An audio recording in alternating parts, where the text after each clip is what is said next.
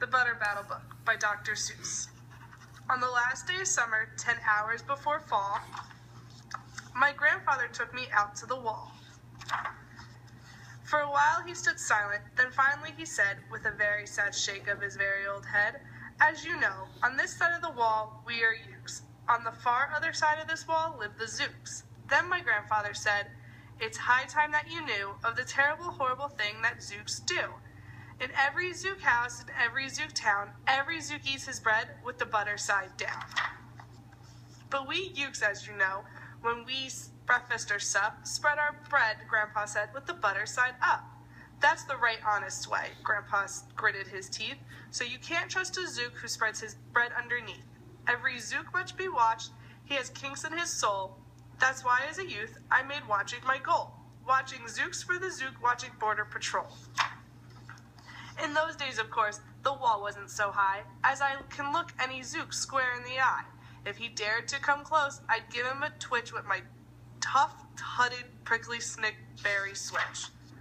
For a while that worked fine, all the Zooks stayed away, and our country was safe. Then one terrible day, a very rude Zook, by the name of Van Inch, snuck up and slingshotted my snitchberry switch. With my broken-off switch, with my head hung in shame, to the Chief Yuckaroo in great sorrow I came.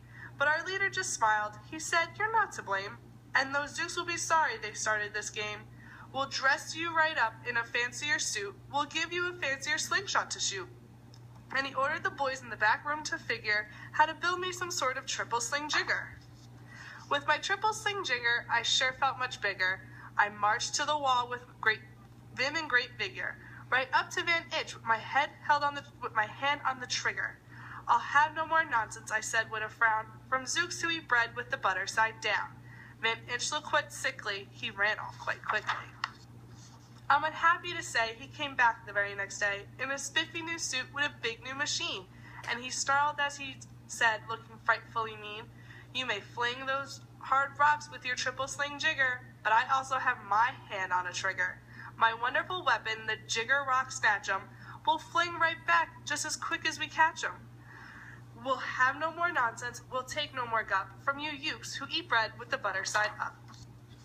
"I failed, sir," I sobbed as I made my report to the Chief Yuckaroo in the headquarters fort.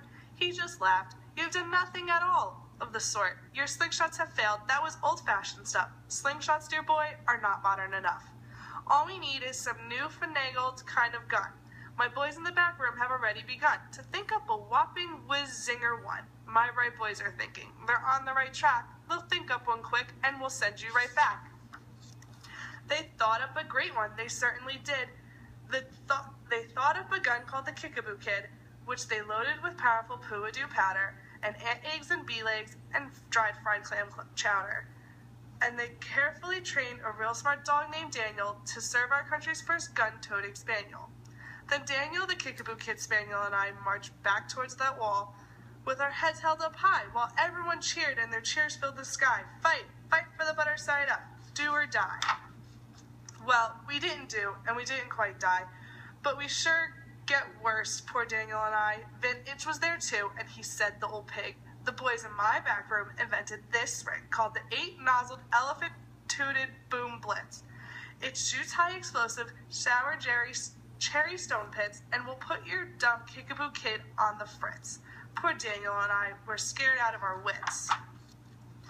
Once more by Van Inch I was bested and beat. Once again I limped home from the wall in defeat. I dragged and I sagged, and my spirits were low, as I thought that they ever could go, when I heard a boom-ba and a diddly-dill, and our butter-up band marched over the hill. The Chief Yuckaroo had sent them to meet me along the right side up song girls to greet me. They sang, "Oh, be faithful, believe in thy butter," and they lifted my spirits right out of the gutter. "My boy," smiled the Chief Yuckaroo, "we've voted and made you general. You've been promoted. Your pretty new uniform's ready. Get in it. The big war is coming. You're going to begin it. And what's more, this time you are certain to win it. My boys in the back room have finally found how. Just wait till you see what they've puttered up now. In this great new machine, you'll fly over the wall and clobber those buttered down Zooks one and all." Those boys in the back room sure do how to putter. They made me a thing called the utterly sputter. and I jumped aboard with my heart all aflutter and steered toward the land of upside-down butter. This machine was so modern, so frightfully new, no one knew quite exactly just what it would do. But it had several facets and sprinkled blue goo, which somehow would sprinkle the zooks as I flew, and gum up the upside-down butter they chew.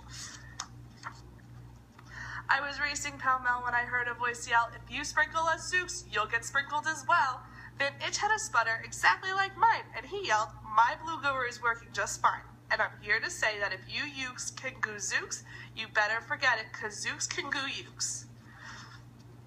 I flew right back home, and as you might have guessed, I was downright disappointed, disturbed, and depressed, as I saw, just as soon as I stepped back on land, so were all the girls of the Butter-Up Band. The chief drum majorette, Miss Yuki Ann Sue, said, "That was pretty sour flight you just flew, and the chief Yukaroo has been looking for you."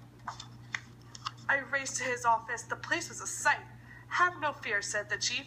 "Everything's all right. My bright backroom boys have been brighter than bright. They've thought up a gadget that's newer than new. It's filled with mysterious moolackamoo, and you can blow those zooks clear to Salem Magoo. They've invented the Bitsy Big Boy Boomeroo. You just run to that wall like a nice little man. Drop this bomb on the zooks just as fast as you can. I've ordered all ukes to stay safe underground while the Bitsy Big Boy Boomeroo is around."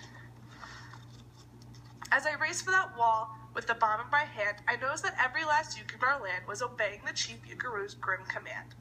They were all bravely marching with banners aflutter down a hole for their country and right side up butter.